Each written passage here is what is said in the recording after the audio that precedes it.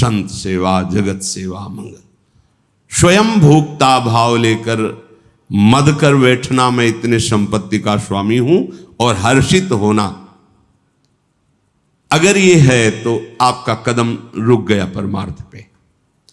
पहला त्याग, जब उपासक, जब कोई धर्मात्मा पुरुष धर्म मार्ग में अग्रसर होता है तो ऐश्वर्य वैभव समस्त सुख सामग्रियां उसके समीप आती हैं, उसे हर्षित नहीं होना, ये प्रथम त्याग है। फिर करे क्या? तो बोले यज्ञ है, जिस समय लिखा गया उस समय कुएं, सरोवर, बगीचा, औषधालय, जिनसे जगत मंगल होता है उसमें ऐश्वर्य को लगा दे।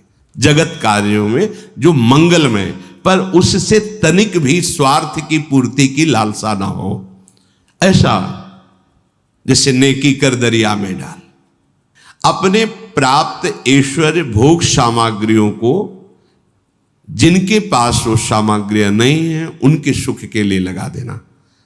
जैसे संत सेवा है, गौ सेवा है, कुएं, सरोवर, औषधालय, फ्री औषधि ऐसे बनवाना, ये दूसरा त्याग है।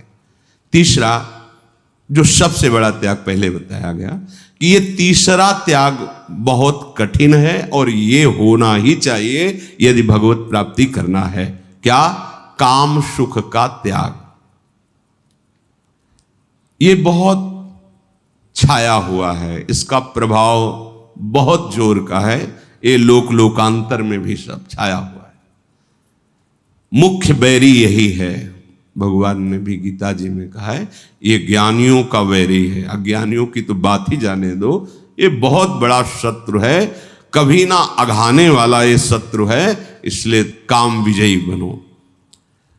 राग रहित हो करके, जैसे गृहस्थी में भी है तो विषयासक्त होकर के नहीं शास्त्र आज्ञा करते, राग रहित होकर संतानोत्पत्ति आदि के लिए संयम का बर्ताव करते हुए ये काम सुख का त्याग तीसरा, ये बहुत बड़ा त्याग है और ये भगवत प्राप्ति के नजदीक तक अपना प्रभाव दिखाता है।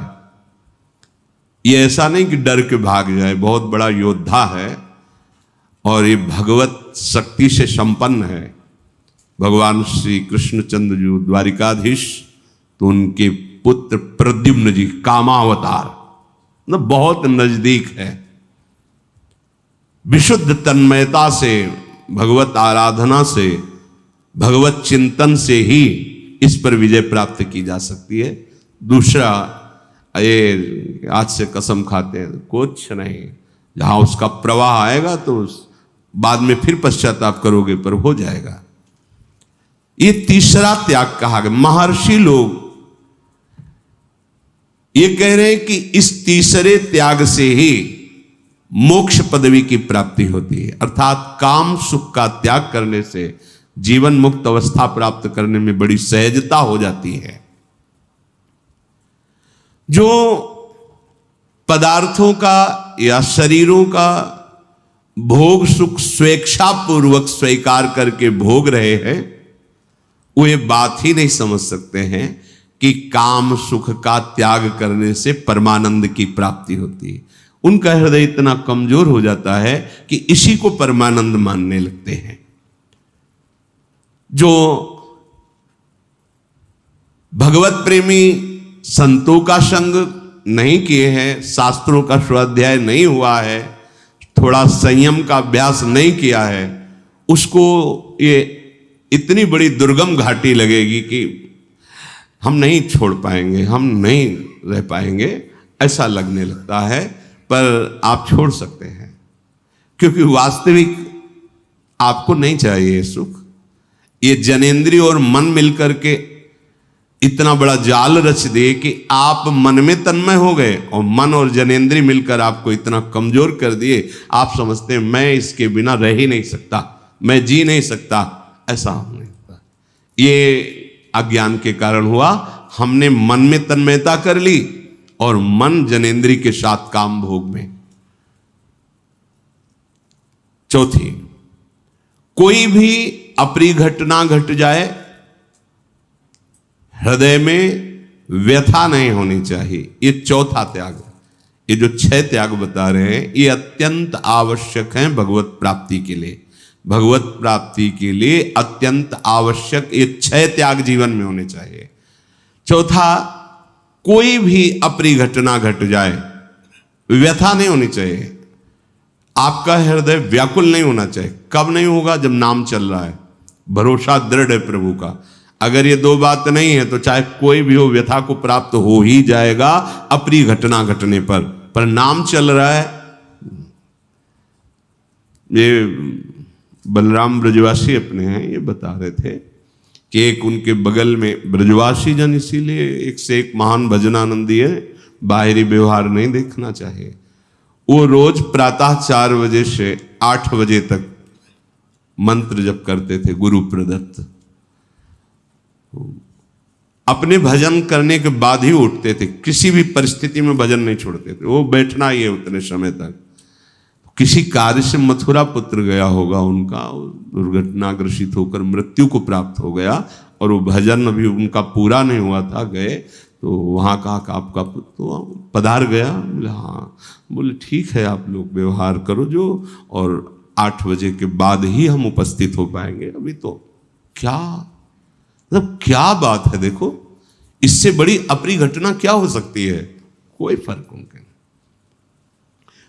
इस समय जो वर्तमान में राधा वल्लभ लाल जी का जस गाते हैं श्री मुखिया जी महाराज, उनके जो बड़े पिताजी मुखिया जी थे, जिस समय वैसे राधा वल्लभ जी के सामने आंख बस ऐसे एक बार देखा, आंख मूंद ली, सब पद कंठस्थ थे और वो गान कर।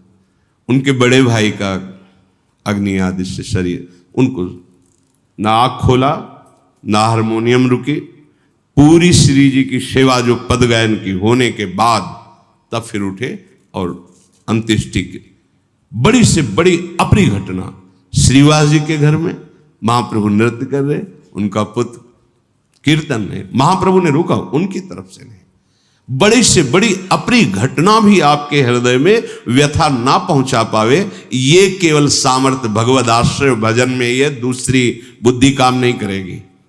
ये चौथा त्याग है। अपने अभीष्ट, अपने को जो भी प्रिय लगता है, जो भी प्रिय लगता है लौकिक, कभी किसी से कहे ना, ये 5वां त्याग है। अगर अंदर है भी कोई खान पान व्यवहार या वस्तु, कपड़ा लत्ता, कोई भी चाहत आपको प्रकट नहीं करना है। प्रभु जैसा विधान, जथा लाभ संतोष सदा काहू सो कछु ना चाहोगो, ना चाहोगो, ये 5वां त्याग। अपनी अभीष्ट प्रिय वस्तु किसी से भी याचना ना करना, चाहे गृहस्थ में हो चाहे विरक्त में हो। तभी परम अभीष्ट वस्तु की चाह पैदा हो जाएगी भगवत प्राप्ति की। अगर सुयोग्य याचक आ जाए और आपके पास वो वस्तु है तो उसे तत्काल प्रदान कर दीजिए। पात्र प्राप्त हो, सत्पात्र प्राप्त होने पर वस्तु जो है उसका वो याचना कर रहा है तो उसको तत्काल दे। देत लेत मन शंकन धरे। ये नहीं कि मेरी अब फिर आगे व्यवस्था कैसे चलेगी, नहीं।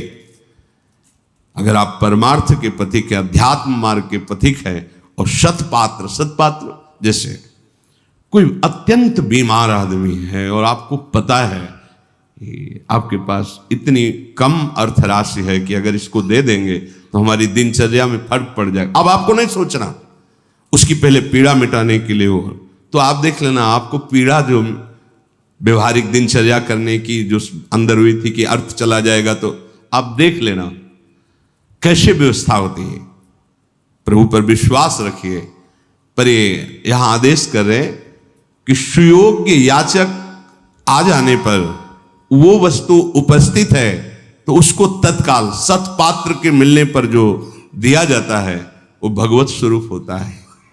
अगर सत्पात्र नहीं है और फिर आप, तो हो सकता है आपकी भी गति में बाधा पड़ जाए। इन 6 प्रकार के त्याग से निश्चित परमार्थ का पथिक भगवत प्राप्ति के योग्य हो जाता है। पहला, ऐश्वर्य वैभव प्राप्त होने पर, सांसारिक सुख प्राप्त होने पर आपके हृदय में हर्ष अभिमान न होना।